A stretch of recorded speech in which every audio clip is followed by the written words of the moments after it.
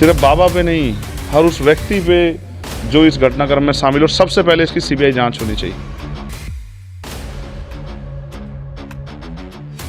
बाबा साकार हरि उर्फ भोले बाबा पर भड़के चंद्रशेखर, बोले गिरफ्तारी से पहले मुकदमा करे सरकार। धर्म के नाम पर पाखंड करने वालों के खिलाफ प्रशासन करे कार्रवाई, बाबा को डाले जेल। पहली बार मीडिया पर बोले चंद्रशेखर, मृतकों को 25-25 लाख का दिया जाए मुआवजा, दोषियों को मिले सजा। 2 जुलाई को हाथरस में हुई भगदड़ में 121 लोगों की मौत पर आज चंद्रशेखर रावण ने मीडिया पर आकर भोले बाबा और सूरजपाल के खिलाफ मोर्चा खोल दिया है।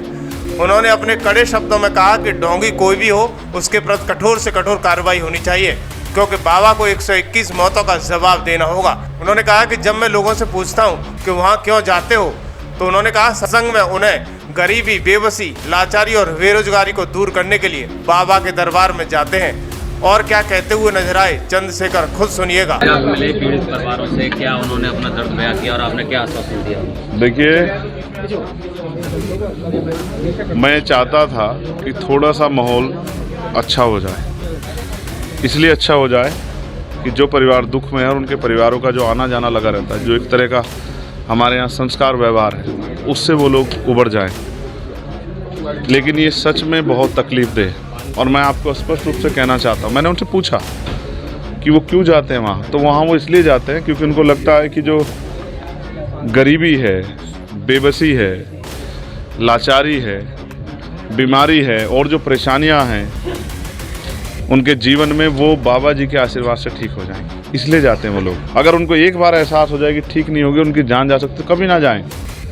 मैंने उनको आज कहा है कि वो समझें, पढ़े लिखे लोगों को समझना पड़ेगा कि बाबा के पास जाने से नहीं, बाबा साहब अम्बेडकर के विचारों पर चलने से ज़िंदगी में बदलाव होगा। और इस घर में आके मुझे एहसास हुआ कि ऐसा नहीं कि ये लोग आगे बढ़ने का प्रयास नहीं कर रहे हैं, इस गरीबी बेबसी की बेड़ियों काटने का प्रयास नहीं कर रहे हैं। ये बच्ची है हमारी छोटी बहन, तैयारी कर रही है, ये मेरा छोटा भाई तैयारी कर रहा है। लेकिन इन्होंने पुलिस की भर्ती का पेपर भी दिया था, लेकिन वो पेपर ही लीक हो गया और उसके बाद चुनाव हुआ। अब तक सुध नहीं ली मुख्यमंत्री जी ने कि भाई वो पेपर दोबारा करा दें तो बहुत सारे गरीबों के बच्चों को रोजगार मिल जाए। ये पढ़े लिखे नौजवान मेहनत कर रहे हैं, प्रयास कर रहे हैं कि इनको रोजगार मिल जाए, लेकिन कोई भर्ती नहीं आ रही है। और जो भर्ती आती है उसमें घोटाले हो जाते हैं, 69 शिक्षक भर्ती की तरह, या पेपर लीक हो जाता है। तो ये क्या करें? गरीब गरीब बना हुआ है, अमीर अमीर हो रहा है। देश में जो हो रहा है वो किसी छिपावा नहीं। आपकी तरफ से क्या आश्वासन? मैंने उनको विश्वास दिलाया है कि जो अभी सत्ता में जो बैठे लोग हैं उनको ये सोचना चाहिए कि 2 लाख 4 लाख रुपए में नहीं होता। इस परिवार जहाँ मैं बैठा हूँ, इसकी 5 बेटियाँ हैं और उसकी जिम्मेदारी और 5-6 बहनों की है। राहुल जी ने भी पत्र लिखा होगी सरकार को। मैं पत्र नहीं लिखूंगा, मैं जाके कोशिश करूंगा कि केंद्र सरकार से भी, क्योंकि हम पार्लियामेंट में हैं, प्रधानमंत्री जी से भी और मुख्यमंत्री से भी हम लोग प्रयास करेंगे। वो सत्ता में बैठे हैं, अगर वो नहीं समझेंगे दुख तो कौन समझेगा? अभी तक ने जो कार्रवाई हुई है उससे आप कितने संतुष्ट हैं? क्या कार्रवाई हुई है? क्या कार्रवाई हुई बताइए? सबसे पहले तो सबसे ज़्यादा जिम्मेदारी ये है कि जो परिवार टूट गए हैं उन परिवारों को पैरों पे खड़ा किया जाए। इसके लिए सबसे पहले उनको जो है ना, एक उचित मुआवजे की व्यवस्था होनी चाहिए थी।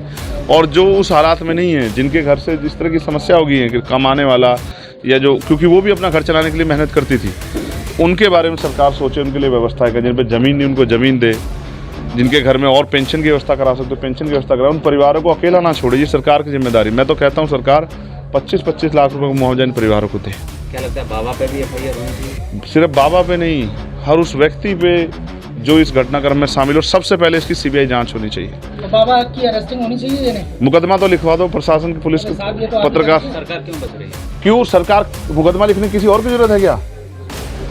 बताओ ना। सबका साथ सबका विकास की बात करने वाली इतनी बड़ी घटना पे चुप्पी सरकार की, क्या समझ आता है? अपोजिशन पार्टियां भी कहीं ना कहीं बाबा के नाम लेने से बच रही हैं। नहीं, हमें किससे बचने की जरूरत नहीं है। मैं ये कह रहा हूँ कि जांच हो, जो दोषी हो उस पर सख्त कार्रवाई हो।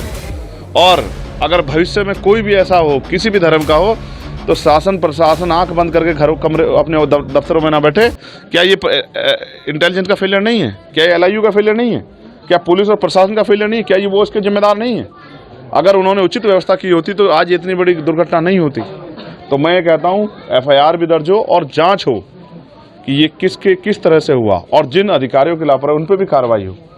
क्योंकि अगर आयोजनों में, इस तरह के आयोजनों में लापरवाही बढ़ती जाएंगी तो फिर इसका खामियाजा ऐसे ही मौत के तांडव के साथ जनता को भुगतना पड़े। सांसद जी, इसकी न्यायिक आयोग जांच कर रहा है, आप सभी परिवारों से मिलने, पीड़ित परिवारों से, क्या आप भी पक्ष रखेंगे इनका मजबूती से? बिल्कुल रखूंगा। मैं तो पार्लियामेंट में इस विषय को उठाने वाला हूँ कि 120 लोगों की जान अहमियत रखती है। और जिन अस्पतालों में आप गए, मुख्यमंत्री जी बहुत वादे करते हैं, तो बताओ अस्पतालों का सच ये है नहीं कि अस्पतालों में ताले लगे हुए थे और नहीं थी कोई डॉक्टर, ना कोई व्यवस्था, ना कोई दवाई? ये सच है या नहीं है? इसको भी स्वीकार करने की हिम्मत जुटाए मुख्यमंत्री, या बस पीठ थपथपा के काम चल जाएगा? केंद्र स्टेट की पीठ थपा, स्टेट केंद्र के बारे में वाहवाही कर देगा।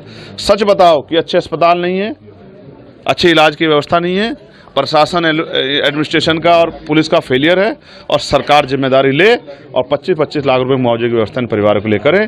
और जो बच्चे बेरोजगार घूम रहे हैं उनके लिए भी रोजगार